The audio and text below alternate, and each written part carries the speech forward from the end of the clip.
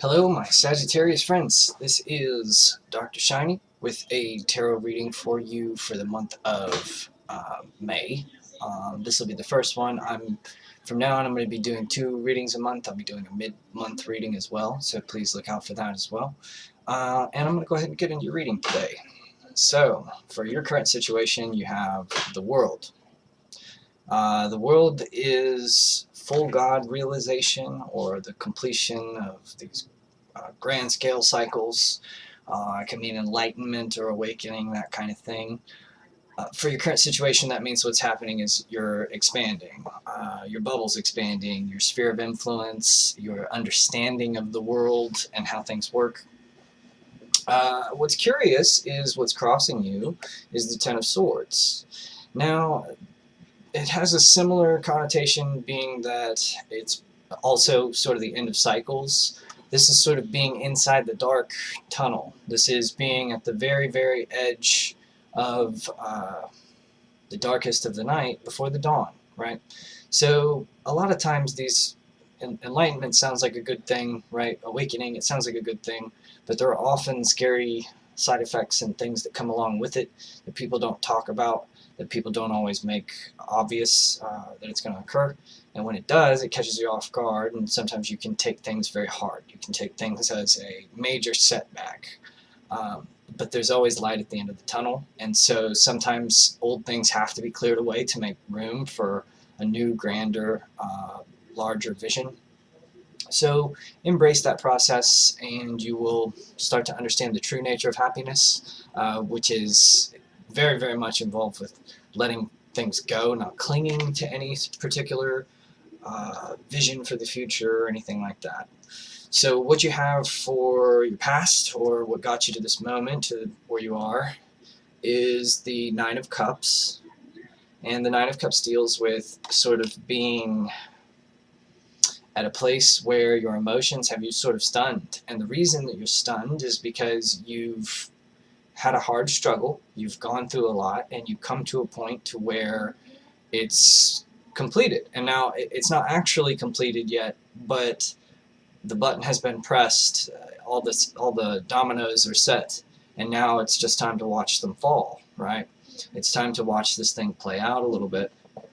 But there are little details, and there are ways for you to ground yourself and involve you in the process, so that you don't just like fly away daydreaming and forget the whole thing, you know. But it's generally a very positive time. It's just a little gentle reminder to pay attention to the details one last time, and to really enjoy this process, because it's like your dreams are coming true or something, you know, that type of thing. But this is what got you to this process. So now you're in kind of an interesting little place where you're considering some things about the situation that you haven't thought about before, and it's the result of tension being freed up on a lower level and being redirected into higher problems and higher thought, the result of expansion of your mind and responsibility. What I have for the future for you is the Temperance card, and this is, like I said, about taking a raw emotion or a raw energy or something like that and learning to shape it and steer it. So being that you're being crossed by the Ten of Swords, this feeling of intense sorrow or loss sometimes comes with this. It could be that is the emotion that's being provoked in you, that you're meant to channel or to turn into action. It's an impetus that's meant to make you do something beautiful, make you do something good. You know, this is turning tragedy into advantage or power, you know. So, and it can be even just in your personal testimony and getting through certain difficult times. It gives you credibility with people, and it lends them to appreciate who you are as a person a little bit more, and to put more faith and trust in you. And you have some valuable lessons to be shared, so that's a good thing. The foundation of the current situation is the Ten of Coins. This is also what's sort of in your subconscious. So even though you may be seeing this as a little icky or negative of a situation, deep down this is a total good thing for you, and those feelings are, if you closely examine them, they're somewhat superficial. So in other words, this isn't like you're being hurt deep to your core. This is just like, a little disheartening for you in the current time, but it seems like nothing new in a way. Um, the message here is that really you have a lot to be thankful for, really you have a lot of achievements to be very proud of, and that your measure of success needs to be on your own effort. How much have you personally known how hard it was and stuck through anyway, and done it anyway? It doesn't matter where you ended up, it matters, are you happy with the effort that you've put in? You know what I'm saying? And when you look at your end product and you don't have quite as much as you thought you were going to have, a lot of times you start to second guess all that effort that you put in, even though it was really good effort. It was really, you put in a lot. That wasn't the problem. Sometimes it's just, you're trying to learn the wrong lesson from, a particular set of circumstances, when there's a right lesson to be learned there. So it's just a little tangle, a little hang up. I get in it all the time myself, to where I know there's a lesson to be learned, but I'm trying to learn the wrong one. And so I'm sort of trying to make the circumstance fit into my predisposed idea, So anyway, what's on your mind is the Hierophant, and this sort of plays into what I'm talking about here, because this is saying that institutions and rules and constitutions, that type of thing, is on your mind. So you're trying to do things sort of by the book or the right way, but what you're forgetting is that no book contains the right way, that you have to sort of blaze that path as you go forward yourself by its very nature. That the books, the other people's ideas about what's right and wrong and the best way to go about things, that's all they are, is ideas. And it's almost like a public school system where you can't make every child an Einstein or a genius, but you can give them a basic knowledge of science or mathematics or something like that. But it shouldn't become a prison for you. It shouldn't be that you cannot accept anything outside of those, scaffolding of understanding that you're given. You should be able to utilize it to make inferences about things that you don't know. You shouldn't use it as like a trap or a barrier, or something for you to get stuck inside, Anyway. What we have for your advice is the Six of Cups.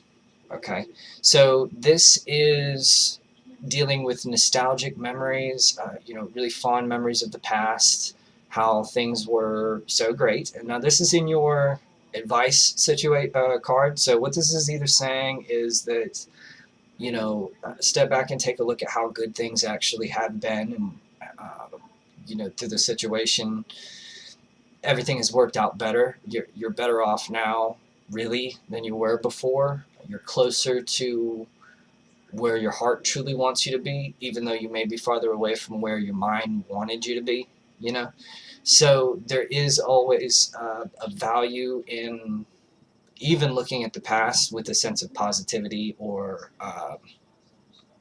sort of one of the ways that you can sort of give yourself therapy is by going back into your past and searching for the things that have affected you in a negative way or given you trauma or anxiety, and find a way to paint those things in a positive light, and find how, if it hadn't happened that way, you wouldn't be where you want to be. You know what I mean? If you can do that, if you can turn your past negatives into positives, then the pain doesn't actually, you don't even register it as pain anymore. You just sort of see it as part of the moving on and changing process. So the ideal would be, instead of stopping change, the ideal is to become fully comfortable and accepting of it, if you know what I mean, because you can't stop it. So if you think that that's the only way for you to be happy, you're just destined to not be happy, essentially.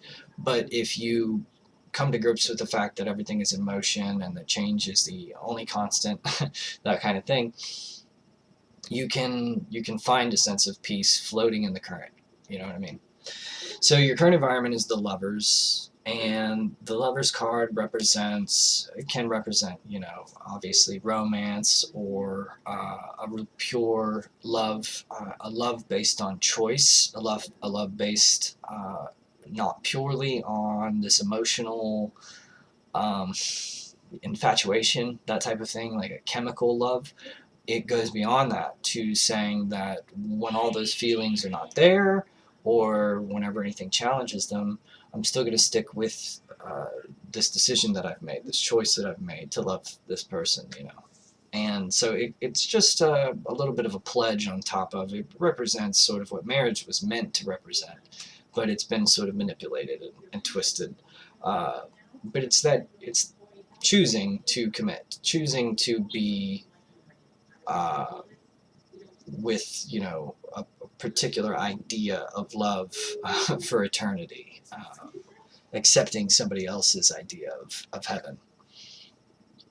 For your fears card, you have the Eight of Coins, and to be honest with you, I have a hard time knowing what to make of this in the fears position, because the Eight of Coins is diligent work or apprenticeship, putting effort into a vision or a position that you need to be in to be able to enact your will, that type of thing. So maybe you have come to a place where you can be totally happy with yourself, but when you look around and you see other people suffering, that makes you not happy. And so you feel like you need to do something about the suffering. You need to be, in some way alleviating it. Well, you have to put some work in and gain a skill of healing, and when I say healing, I mean that in a general way. It could be economic healing. It could be providing really good jobs. So this might mean that if you look around you and you see that everybody's poor, instead of trying to become rich yourself by creating like the best company with the, really high paid business executives and things like that, you might look into trying to find a way to create a job where everybody was really, really well paid. And that might be an interesting thing that would gain you an incredible amount of publicity in the state of the world these days, and you could end up with a tremendous amount of success, and at the same time you'll be cultivating other people for success as well, grooming them to be, happier and more able people. Your overall message is the Four of Swords. And I think I had a similar reading earlier with this. I think what this is saying is that whatever negative energy that you're feeling in that Ten of Swords, this is meant to be something that is restful. So if it's like a loss or something like that, like a loss of a job, pay attention. There's always stress that comes along with clocking in at work every day, and it wears on people, and sometimes you don't even recognize how much it wears on you. But we all have to have a rest from it too. So perhaps you were becoming so wrapped up in your work or something like that that it was depleting your health. It was wearing you down, and so losing it has given you both an opportunity to move on to something greater, and also given you an opportunity to rest if you can just sort of block out the negative thoughts. Think about the Four of Swords as like a box. Think of the swords as thoughts. So you have a box of thoughts protecting you, sealing you in a sort of cocoon. And when you emerge from the cocoon, you have the energy and the skills and the power to fight the fight that you really want to fight. So sometimes it's necessary for you to sort of block everything out and conserve your energy for the big fights and stay out of the little stuff. So that's your overall message. That was a great reading. Please let me know if you have any questions. I always like to answer the comments. And I will see you guys again in 2 weeks for your mid-month reading. Thank you, and have a good one.